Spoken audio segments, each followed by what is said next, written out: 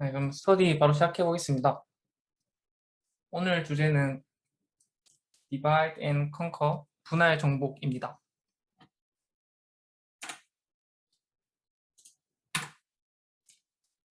먼저 분할 정복이란 이름만 들어도 약간 감이 오실 수도 있는데, 분할 정복은 그대로 해결하기 힘든 문제가 주어졌을 때 작은 문제들로 분할해서 해결해 보자라는 아이디어에서 나온 알고리즘입니다.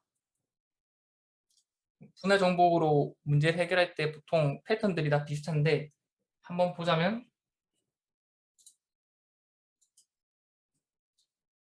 주어진 문제를 둘 이상의 부분 문제로 나눕니다. 그 다음 각 문제에 대한 답을 재기호출로 계산을 하고, 각 부분 문제의 답으로부터 전체 문제의 답을 계산해냅니다. 아래 그림으로 다시 한 번 더 설명하자면, 어떤 한 번에 답을 구하기가 힘든 문제가 주어졌을 때 둘 이상의 비슷한 크기의 부분 문제들로 나눕니다. 이 나눈 부분 문제에서도 똑같이 비슷한 크기의 부분 문제들로 나눕니다. 이렇게 나누다가 더 이상 나누지 않아도 답을 바로 구할 수 있으면 바로 이런 답들 가지고 이런 재기호출한 부분 문제의 답을 또 구합니다. 또 이런 답들을 모아서 문제의 답을 구하고, 또 이런 부분 문제의 답들을 구해서 이 전체 문제의 답을 구하는 그런 형태의 알고리즘이라 생각하시면 됩니다. 뒤에 분할 정복을 이용한 예시를 한번 보겠습니다. 먼저 거듭 제곱을 구하는 예시를 보겠습니다. 거듭 제곱 다 아시죠? 제가 이 거듭 제곱을 구한 함수를 직접 구현해 본다고 했을 때 어떻게 구현해 볼 수 있을까요? a와 n을 입력 받았을 때 a의 n 제곱을 구해야 한다고 생각했을 때 단순하게 생각을 해보자면 그냥 반복문으로 a를 연속해서 n번 곱하면 되겠죠? 오른쪽 코드를 보면 그냥 간단하게 제가 구현해 본 건데, a와 n을 입력 받았을 때 폴문으로 n번 a를 곱하고 반환해 주고 있습니다. 이렇게 간단하게 구현해 봤을 때 시간 복잡도가 어떻게 될까요? 시간 복잡도라는 게 대략 연산을 얼만큼 하는지를 나타내는 거니, 당연히 n번을 입력했을 때 n번만큼 a를 곱하는 거니까 시간 복잡도가 당연히 n이 되겠죠. 오더의 n이 만약에 1억이면 a의 1억 승이면 곱하기 연산을 1억 번 해주게 되겠죠. 오더 n이 엄청 큰 편은 아니지만 저희는 이걸 좀 더 시간 복잡도를 줄여볼 수 있습니다. 그럼 다음 페이지 넘어가 볼까요? 이것은 거듭 제곱을 분할 정복을 이용해서 구현해 본 예시입니다. a의 n 제곱을 다시 생각해 보자면 이런 식으로 표현할 수 있겠죠. a에는 a 2분의 n 제곱 곱하기 a의 2분의 n 제곱, 이걸 다시 설명하자면 a의 n제곱을 구하는 문제를 a의 2분의 n제곱을 구하는 부 문제로 나눌 수 있다는 얘기입니다. 한 번 더 말하자면 a의 n승을 구하고 싶으면 a의 2분의 n승을 구하면 된다는 말이죠. 또 더 들어가서 a의 2분의 n승을 또 구하고 싶으면 a의 4분의 n승을 구하면 되겠죠.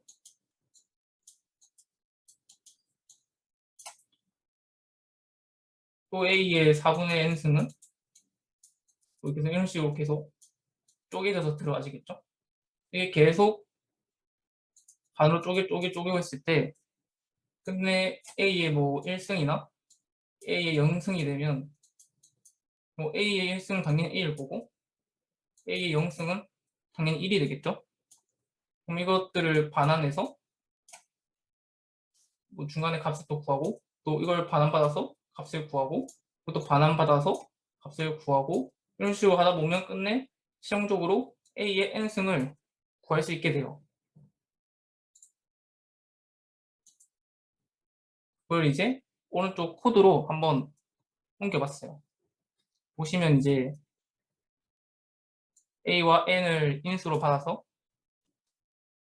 뭐 n이 0이면 당연히 모든 수의 0승은 1이니까 1을 반환해 주고요. 그리고 밑에 보시면 뭐 재기호출로 2분의 n을 넣어서 재기호출을 하는 걸 볼 수 있죠. 이렇게 구한 반환받은 값을 이렇게 곱해가지고 실용적으로 반환하는 것을 볼 수 있습니다. 그리고 여기서 한 가지 더, 네네.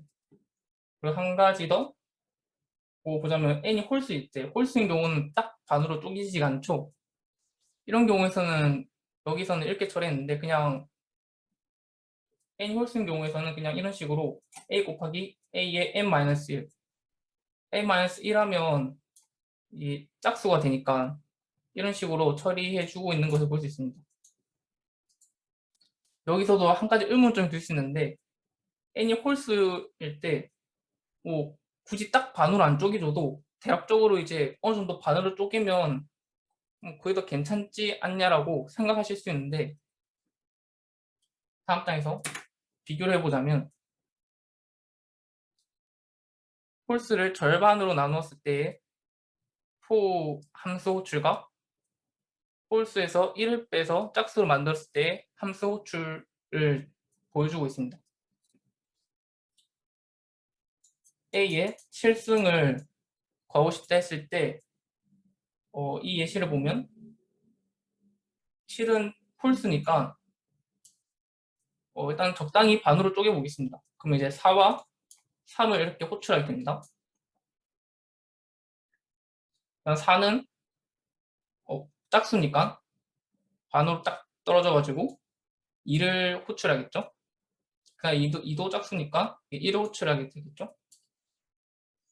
그 다음에 이제 이걸 또 구하고 해가지고 그냥 3으로 넘어가서는 3도 이제 3은 홀수니까 적당히 반을 쪼개면 2와 1로 쪼개지겠죠. 그럼 또 이렇게 또 포 A 2를 또다시 호출하게 됩니다. 또 여기서 또 이걸 구하기 위해서 또 1을 또 호출하게 되겠죠. 아까 4를 호출했을 때도 이렇게 호출했는데 3일 때도 똑같이 이렇게 또 반복적으로 중복해서 호출하게 된다는 겁니다. 뭐 이런 중복해서 호출되는 것을 뭐 따로 뭐 테이블을 만들어서 배열을 만들어서 뭐 이렇게 값을 뭐 구한 것을 미리 이렇게 저장해 놓은 다음에 중복 호출했을 때 얘를 뭐 대신 반환해 준다 뭐 이런 식으로 짤 수는 있겠지만 그냥 홀수에서 1을 빼서 짝수로 만드는 경우에서는 실은 홀수니까 그냥 1을 빼서 6으로 만들고 이렇게 하면 짝수가 되니까 반으로 쪼개지고 얘도 홀수니까 그냥 1을 빼서 짝수로 만들어주고 짝수니까 반으로 쪼개지고 하면 이제 그냥 깔끔하게 포 함수가 호출되는 것을 볼 수 있죠. 이렇게 그냥 어차피 1을 빼서 짝수로만 만들면 알아서 절반으로 뚝뚝뚝 떨어지기 때문에 굳이 이렇게 막 복잡하게 이런 뭐 테이블 만들 필요도 없고 굳이 이렇게 애매하게 나누는 것보다 그냥 깔끔하게 이렇게 하는 게 더 낫기 때문에 그냥 홀수일 때는 그냥 1을 빼서 짝수로 만들어 주는 게 더 효율적입니다. 이 거드 제곱 코드는 뭐 언제든지 뭐 유용하게 사용할 수 있기 때문에 알아두시면 매우 좋습니다. 그냥 급할 때 바로 이렇게 그냥 짜보시면 돼요.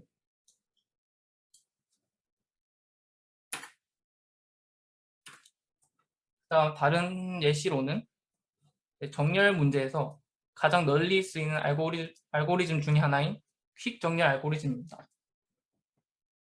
퀵 정렬 알고리즘 또한 분할 정보 아이디어를 기반으로 만들어진 알고리즘입니다.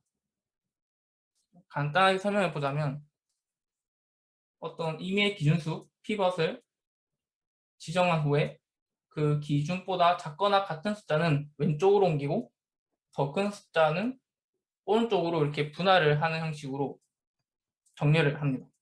뭐 오른쪽 예시를 보자면 일단 기준수를 정해야겠죠. 기준수는 기준수를 정하는 방법이 여러 가지 있겠지만 지금은 그냥 간단하게 그냥 맨 앞에 수를 그냥 기준수로 정하겠습니다. 그 다음 이제 이걸 하나씩 다 비교를 해보는 거죠. 비교를 해봐서 자기 기준수보다 작으면 자기 왼쪽으로 보내고 기준수보다 크면 오른쪽으로 보내는 겁니다. 그럼 이렇게 나눠지겠죠? 이런 식으로. 그럼 여기서 여기 있는 숫자들은 전부 다 38보다 작은 숫자들입니다. 그럼 이 안에서도 기준수를 또 정해가지고 이렇게 비교를 하여 기준수보다 작으면 왼쪽으로 보내고 크면 오른쪽으로 보내고 지금 보면 다 27보다 작아서 다 왼쪽으로 갔네요. 여기서 똑같이 기준수를 정해가지고 이렇게 비교해봐서 또 쪼개고 이런 식으로 계속 쪼개 하다 보면 이게 쪼개는 분할하는 과정에서 정렬이 이루어지겠죠. 자기보다 작으면 앞으로 보내고 크면 뒤로 보내고 이걸 하다 보니까 그러면 이제 그 다 쪼개진 것을 이렇게 모으고 하다 보면 최종적으로 정렬이 된 배열을 얻을 수 있습니다.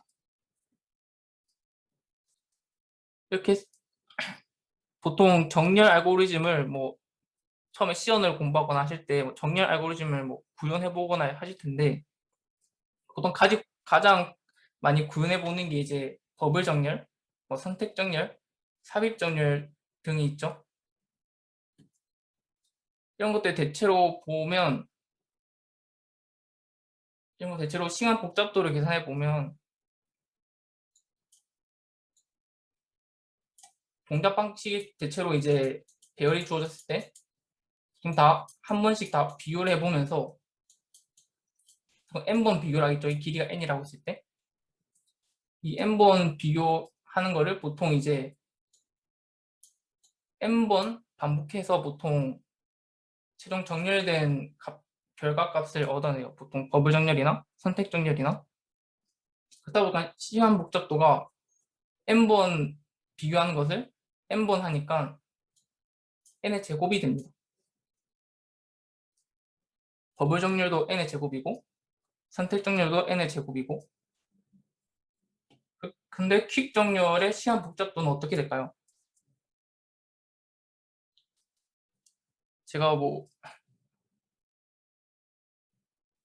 제가 이전 시간에는 제가 시간 복잡도에 대해서 별로 많이 설명을 안 했었는데 알고리즘 공부할 때는 시간 복잡도 계산이 매우 중요합니다. 대략적으로 내가 구현한 알고리즘이 시간이 얼마나 걸릴지 예상할 수 있어야 하기 때문이죠. 다시 돌아와서 퀵 정렬의 시간 복잡도를 한번 계산해 볼게요. 시간 복잡도는 어렵게 생각하실 필요가 없어요. 그냥 대략적으로 그냥 몇 번 연산하는지만 살펴보면 됩니다. 다시 지우고 n개의 원소가 나열된 별이 주어졌을 때 처음에 피벗을 정하고 기준수를 정하고 이 기준수와 하나씩 다 비교를 해보겠죠. 이런 식으로 그걸 총 대략 n번 할 겁니다.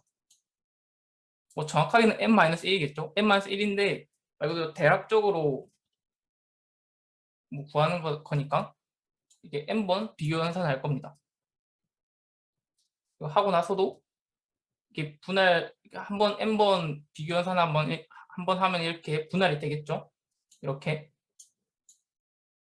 분할 돼서도 기준수를 정하고 이렇게 비교를 하고 여기서도 기준수를 정하고 이렇게 비교를 하고 지금은 뭐 개수가 몇 개 안 되지만 n이 정말 크다 했을 때 n이 정말 크다 했을 때 그 속에서도 계속 이렇게 비교를 하면 여기서도 대충 n번 비교 연산을 하게 되겠죠? 대략적으로. 그럼 이게 총 n번 비교한 연산을 몇 번 하냐는 건데 이게 계속 계속 절반 가까이 분할돼서 쪼개진다고 했을 때 계속 반반으로 쪼개지는 거니까 앞 시간에 이분 탐색에서 했듯이 로그 밑에가 2인 n번을 반복하게 되겠죠? 계속 절반씩 쪼개지니까. 그래서 킥정렬 시간 복잡도는 n 로그 n이라고 생각할 수 있습니다. 근데 여기서 일단은 중요한 게 항상 절반 가까이 쪼개진다고 보장할 수 없죠. 여기서도 4개랑 2개로 이렇게 쪼개졌고 여기서는 아예 그냥 다 왼쪽으로만 가고 오른쪽에는 거의 분할된 게 없죠. 그렇기 때문에 만약에 최악의 경우에서 이런 아예 그냥 처음에 입력받을 때부터 정렬된 배열을 입력받았을 때 뭐 퀵정렬을 사용한다면 일단 지금은 기준수를 무조건 앞에 걸로 고른다고 지금 뭐 가정을 한다고 했을 때 3을 기준수로 정했을 때 아무리 이거 n번 비교해봤자 어차피 3보다 다 큰 수이기 때문에 분할되면 3이랑 나머지 이렇게 사실상 거의 분할이 안 된 거죠.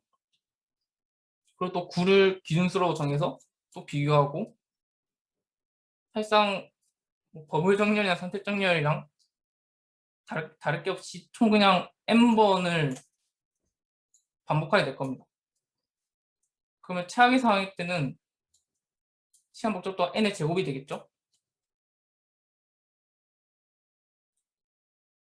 그런데 우리가 확률적으로 생각을 해봤을 때 어차피 n이 작을 때는 시간 복잡도가 그렇게 큰 차이가 없고 n이 정말 크다 했을 때 한 뭐 10만 개가 들어온다 했을 때 그 10만 개의 값들이 다 랜덤하게 뒤섞여서 들어온다고 가정했을 때 확률적으로는 대부분 절반 가까이, 절반 비슷하게 나눠진다는 얘기죠. 그래서 평균적으로 봤을 때는 퀵 정렬의 시간 복잡도는 n 로그 n이 됩니다. 그 앞에 시간도 말했듯이 로그 n이 정말 작은 수라고 있는데 그냥 한 번 더 얘기를 꺼내보자면 예를 들어서 n이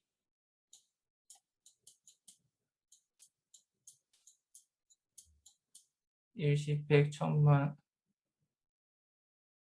n이 100만이라고 했을 때 예를 들어 n 제곱의 시간 복잡도를 가진 알고리즘을 사용한다면 연산을 총 100만 곱하기 100만을 하겠죠? 매우 큰 수 곱하기 매우 큰 수.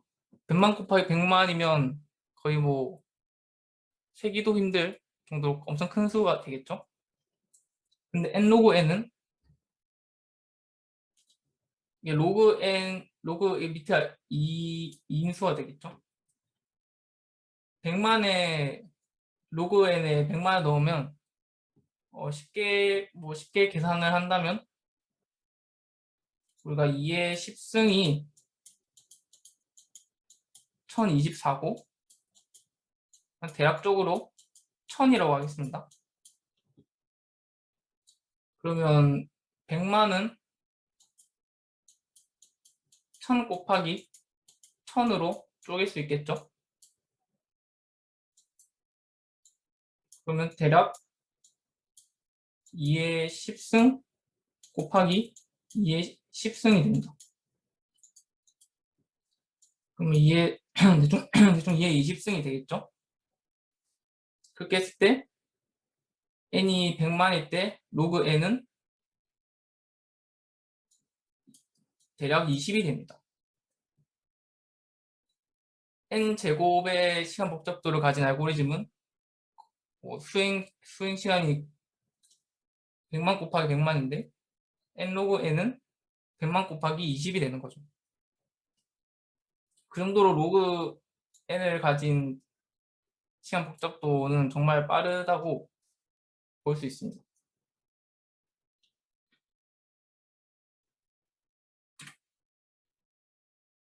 그 다음은 그냥 바로 문제 풀어보기로 넘어가 볼 건데 한두 문제 정도 한번 살펴보겠습니다.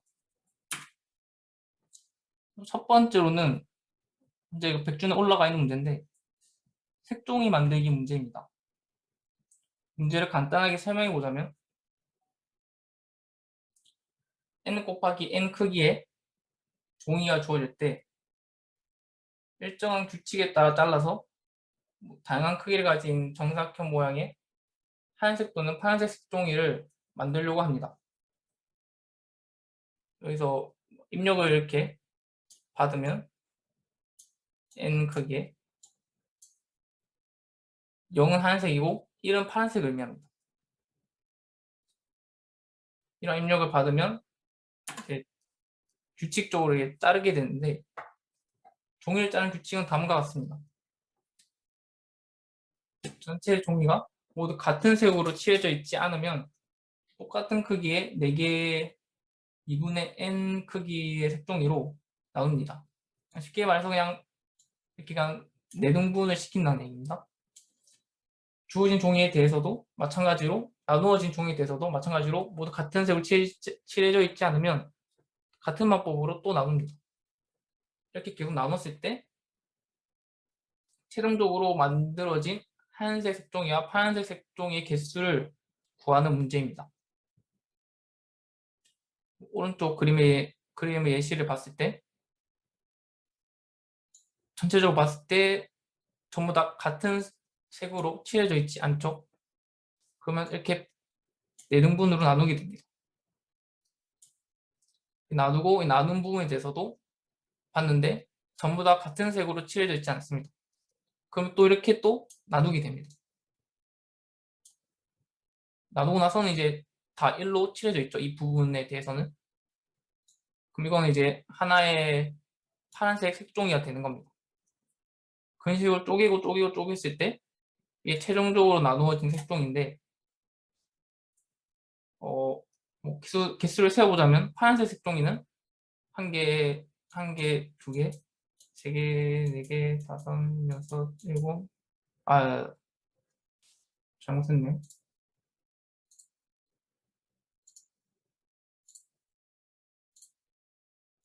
다시 세어보자면 파란색 색종이는 하나, 둘, 셋, 넷, 다섯, 뭐 여섯, 일곱.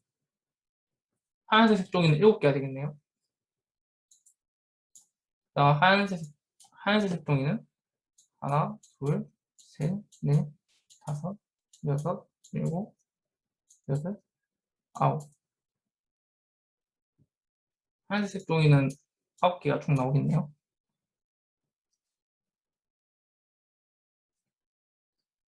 질문 들어온 것 중에 네, DFS랑 BFS는 약간 좀 다를 겁니다. 뭐 상황에 따라서 뭐 문제가 이렇게 섞어서 풀어야 하는 문제면 뭐 그렇게 혼합해서 사용할 수 있지만 다시 이 문제로 돌아가 보겠습니다. 아무튼 이 문제는 일단 문제 자체가 분할해서 풀어라고 나와 있기 때문에 쉽게 분할 정복으로 생각할 수 있습니다. 먼저 뭐 전체적으로 봤을 때 같은 색인지 확인하면 되고 전부 다 같은 색이 아니면 쪼개서 이것도 또 하나의 재기호출로 불러들여서 구하면 되겠죠.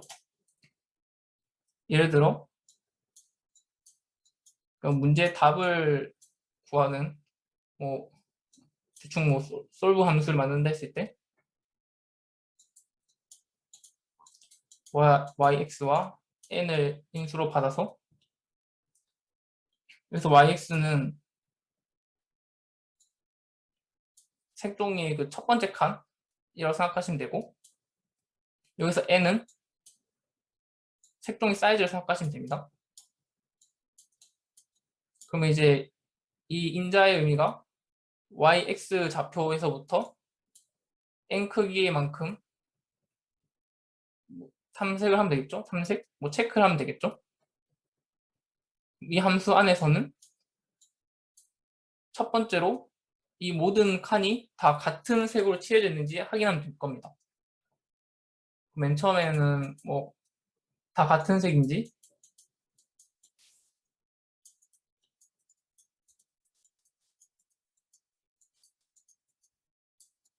체크하면 되고, 다 같은 색이 아니다. 다 같은 색이면 그냥 뭐 다 1로 쳐져 있으면 뭐 파란색 카운트를 올려주면 될 거고, 다 하얀색으로 칠해져 있으면 뭐 하얀색 색종이 카운트를 올려주면 될 겁니다. 만약에 다 같은 색이 아니다, 그러면 분할해서 생각해 봐야 한다 했죠. 그럼 그냥 재교출로 그렇게 불러오면 됩니다. 솔브. 그래서 네 등분을 해야 하니까 한 등분씩 한번 생각해 봅시다. 이 부분에 대해서는 일단 똑같이 yx 시작 좌표는 똑같을 거고 크기가 달라지겠죠. 원래 n 크기만큼 봐야 하는 거였는데 절반이니까 뭐 2분의 n 크기만큼 보면 되겠죠. 그 다음에 자료가 좀 부족한데 그냥 지우고 생각해 보겠습니다.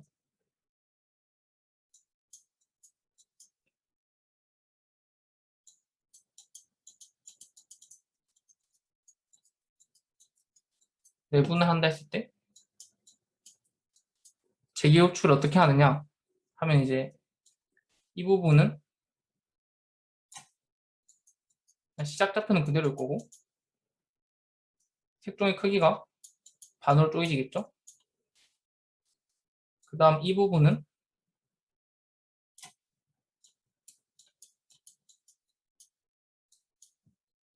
일단은 여기가 y라고 하고 여기가 x라고 하겠습니다. 여기는 이제 y는 그대로인데 x가 n의 절반만큼 이동했죠. 그럼 이제 대충 이렇게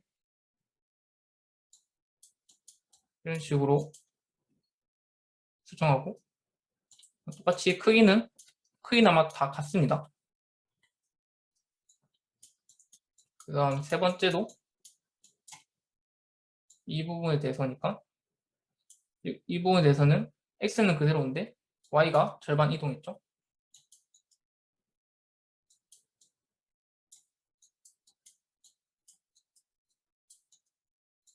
그럼 이렇게 될 겁니다.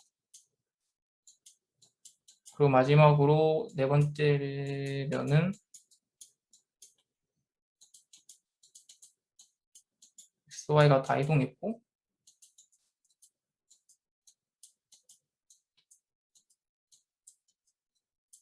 이분의 n 크기 이렇게 재기호출을 하면 이 호출된 함수 안에서도 알아서 이 부분에 대해서 처리를 하겠죠.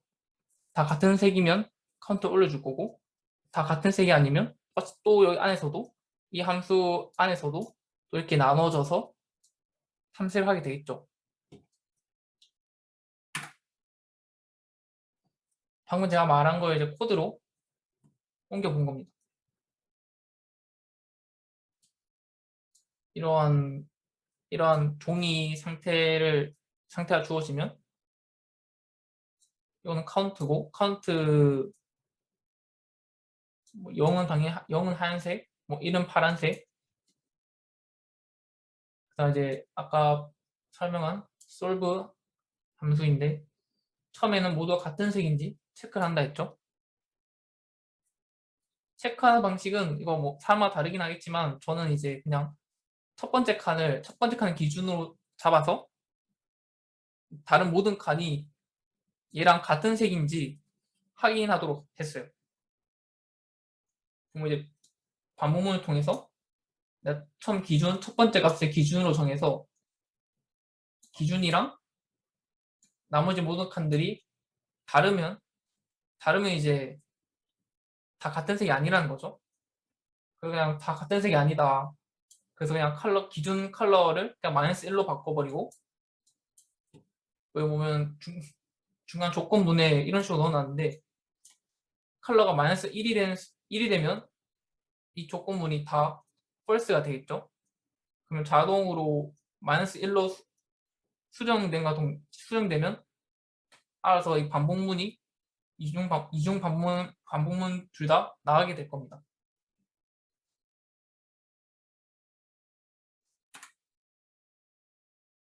이렇게 나가게 됐을 때 그것도 컬러가 -1인지 아닌지 살펴본 거고 컬러가 0보다 크면 앞에 여기 체크한 부분에서 모든 색깔이 다 같다는 의미겠죠. 모든 칸의 색깔이 다 같으니까 이렇게 카운트를 세줄 거고 만약에 아니면 모두 같은 색이 아니면 아까 보여줬던 방식대로 이렇게 분할해서 이렇게 4분할로 해가서 뭐이 부분은 여기가 될 거고 이 부분은 여기가 될 거고 이 부분은 여기가 될 거고 이 부분은 여기가 될 겁니다. 그럼 이 제기 호출로 인해서 이 안에서도 똑같이 체크를 해보다가 같은 색이 아니네? 그러면 이제 또 이렇게 4분할을 하겠죠? 이런 식으로 구하는 문제였습니다. 이 문제 같은 경우는 문제 자체가 분할하라고 나와 있다 보니까 아마 쉽게 분할 정복으로 접근을 하실 수 있을 거예요. 이와 비슷한 문제들도 제가 백준 연습셋에 올려놓았습니다. 그 다음 두 번째로는 원래 뭐 이거 약간 넣을라 말랑 고민을 하긴 했었는데 약간 어려운 문제에도 접근해 볼 수 있었으면 하는 마음으로 제가 한번 가지고 와봤습니다. 문제 한번 간단하게 설명해 보자면 히스토그램은 직사각 여러 개가 아래쪽으로 정렬이 되어 있는 도형입니다. 각 직사각형은 같은 넓이를 가지고 있지만 높이는 서로 다를 수 있습니다. 히스토그램에서 가장 넓이가 큰 직사각형을 구해보라는 문제입니다.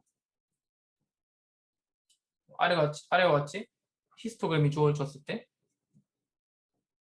이 문제에서는 모든 막대가 너비가 1이고 모든 너비가 1이고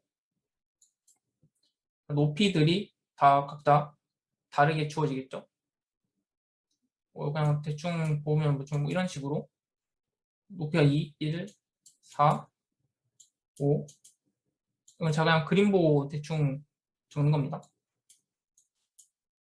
이런 식으로 입력이 주어졌을 때 이 입력대로 히스토그램을 그려서 여기서 가장 넓이가 큰 직사각형을 구해보는 겁니다. 이 문제에 대해서는 어떻게 접근할 수 있을까요?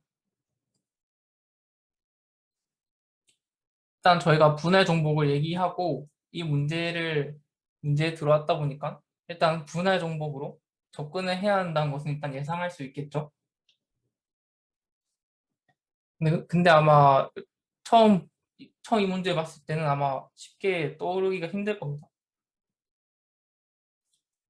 일단 제가 아이디어를 일단 드리겠습니다. 나중에 한번 꼭 풀어보셨으면 하고 먼저 아이디어를 드리자면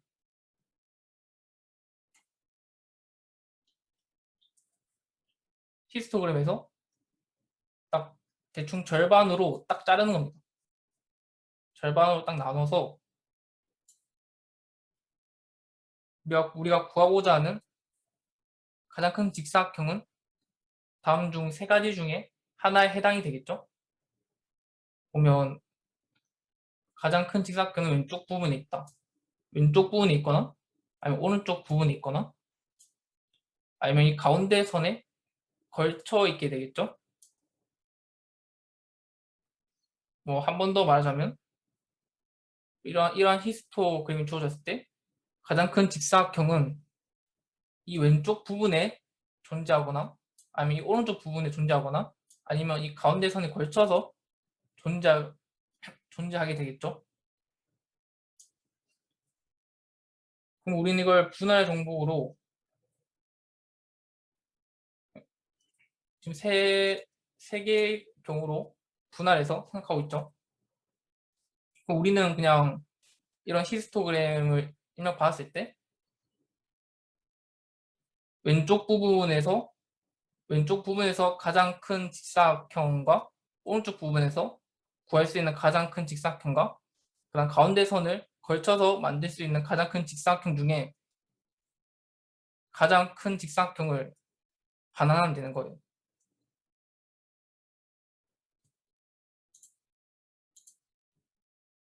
일단은 왼쪽 부분과 오른쪽 부분에 대해서는 아까 이전 문제 풀어보듯이 재교출로 간단하게 구할 수 있겠죠.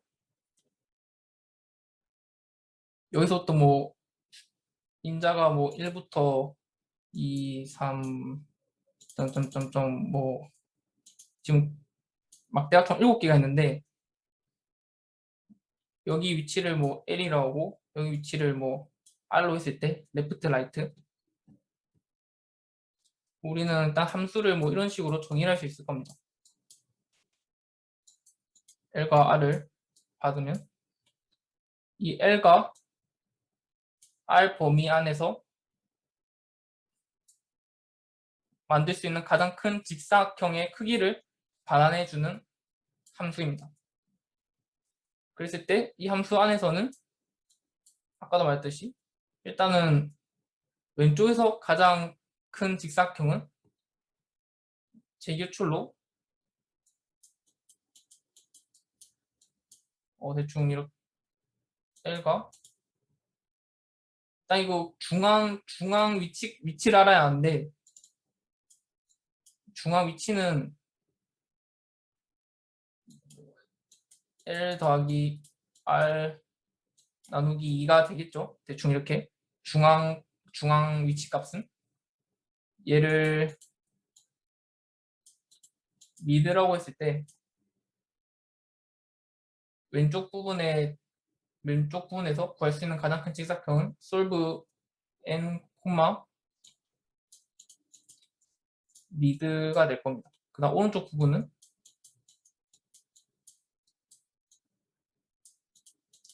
미드 더하기 1, 그다음 R이 되겠죠. 그러니까 이 부분에 재교치를 한 겁니다. 이 부분과 이 부분. 아까 문제와 똑같이 이런 식으로 재교출하면 왼쪽과 오른쪽 부분에서 구할 수 있는 가장 큰 직사각형은 쉽게 구할 수 있을 겁니다. 근데 일단 가장 문제는 이 가운데 선에 걸쳐 있는 직사각형을 구하는 게 가장 문제겠죠. 이 부분에 대해서는 제가 힌트를 드리자면 일단 이 가운데 선에 걸쳐 있다는 거는 일단 확실한 건 이 두 막대는 포함을 한다는 의미입니다. 그래야 이제 가운데 선에 걸친 직사각형이 되겠죠. 그럼 확실한 거는 이 두 개의 막대를 무조건 포함한다는 얘기입니다. 이 두 막대를 포함하면서 일단 제일 큰 건 일단 이 두 막대만 포함하면서 제일 큰 직사각형 대중 이렇게 되겠죠. 여기서 이제 양옆으로 확장해 나가면서 가장 큰 직사각형을 구해보면 될 겁니다. 확장함에 있어서는 우리가 막대의 넓이는 다 똑같은 1이라고 했고 가장 큰 직사각형을 구하려면 넓이 곱하기 높이니까 넓이는 어차피 오른쪽으로 늘리든 왼쪽으로 늘리든 너비는 무조건 1씩만 증가를 하죠. 그러면 우리가 가장 큰 직사각형을 구하고 싶으면 최대한 이 높이를 최대한으로 맞추는 게 제일 중요하겠죠. 그랬을 때 지금 이 상태에서 오른쪽으로 한 칸 넓히는 게 이득일지 왼쪽으로 한 칸 넓히는 게 이득일지 한번 생각해 봅시다. 당연히 오른쪽으로 넓히는 게 더 유리하겠죠. 오른쪽 넓힐 때는 거의 높이가 유지가 되는데 만약에 왼쪽으로 넓히면 높이가 한 칸 줄어들게 되겠죠. 그러니까 굳이 이 상태에서 확장할 때 이렇게 갈 이유가 없게 되는 겁니다. 무조건 높이를 최대화하는 방향으로 한 칸씩 확장해 가면서 이렇게 만들어진 직사각형들을 다 비교해서 가장 큰 직사각형 구하면 되겠죠. 한 번 더 살펴보자면 일단 가운데 선을 걸쳐 있어야 하니까 무조건 이 두 막대는 포함하고 있을 거고 이 두 막대 포함하면서 만들 수 있는 직사각형을 다 구해 볼 건데 무조건 이제 사각형 높이를 최대화하는 방향으로 확장해 나가면서 구해보면 된다는 얘기입니다. 지금 이 상황에서 왼쪽과 오른쪽 중에 당연히 오른쪽으로 확장하는 게 더 사각형이 크니까 오른쪽으로 확장해 가고 여기서는 오른쪽보다 왼쪽으로 확장하는 게 더 크니까 왼쪽으로 확장을 하는 겁니다. 이런 식으로 계속 확장해서 얻은 직사각형 중에서 제일 큰 값, 제일 맥스 값을 구하면 되겠죠. 이렇게 구한 직사각형 넓이와 그다음 아까 반쪽 있을 때 이 왼쪽 부분에서 구할 수 있는 제일 큰 직사각형과 그다음 오른쪽 부분에서 구할 수 있는 제일 큰 직사각형 넓이 중에서 이 세 개 중에서 가장 큰 값을 반환하면 되는 겁니다. 이 정도면 거의 아이디어를 다 드렸고 이 정도면 나름 풀어볼 만하다고 생각합니다. 아무튼 이런 식으로도 분할 정복으로 접근할 수 있다는 것을 말해주고 싶었습니다.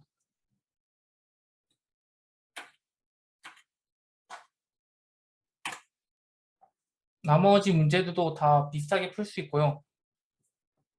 이번 시간 끝나고 한번 다 풀어보셨으면 합니다.